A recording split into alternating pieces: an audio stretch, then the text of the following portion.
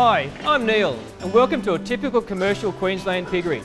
I'm in the dry sow shed, and in this shed we have two different types of housing. We have dry sow stalls and we have the group house situation. Dry sows are the sows that are actually pregnant but not lactating, which is when they're called a wet sow. It's very important that sows are housed like this, and this has been borne out by lots of research, particularly in welfare of the animal and also welfare of the piglets that she's carrying inside her. Sows are a very social animal, and with any animal that's social, can be aggression, not unlike humans. You get a group of people together, there will always be a dominant one and some people in the middle. And with that dominance that sows have, if you put these animals straight after mating into a group pen such as what we have behind me, then there would be a lot of fighting. Obviously pregnancy is a very hormonal driven activity, and with those hormones comes a lot of aggression. Gestation length of a sow is 3 months, 3 weeks, 3 days. So we have maybe a month in these sow stalls and then a bit over 2.5 months in this particular group house situation. The sows have free access, they can choose their own temperature preferential. Some are lying on the slats, so that's where they find the most comfort. Others are in the feeding stall having a lie down over there.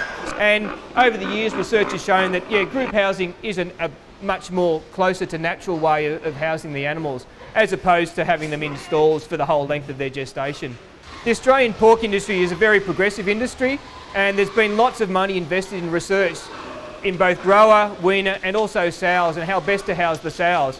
And a lot of that development is ongoing, and people will adapt to that research by implementing changes as the research gets validated. And for example, this situation hasn't been in here for 30 years, even though this piggery is 30 years old. This is a modern adaptation. These pens went in behind me about 6 years ago. One of the particular things that all piggeries have to do is maintain their biosecurity. There's a lot of diseases that can be transferred from pig to pig, and there are some diseases that can be transferred from humans to pigs. These girls, they're quite happy now, but if they got a common cold, it could have devastating effects for them. There's no one sort of shot takes all for the type of people that we hire in the pig industry. Obviously the first thing is empathy with the animals. They have to understand what animals require.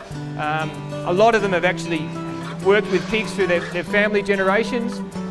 Universities are training people and understanding in what terms, what type of things that people need for piggeries.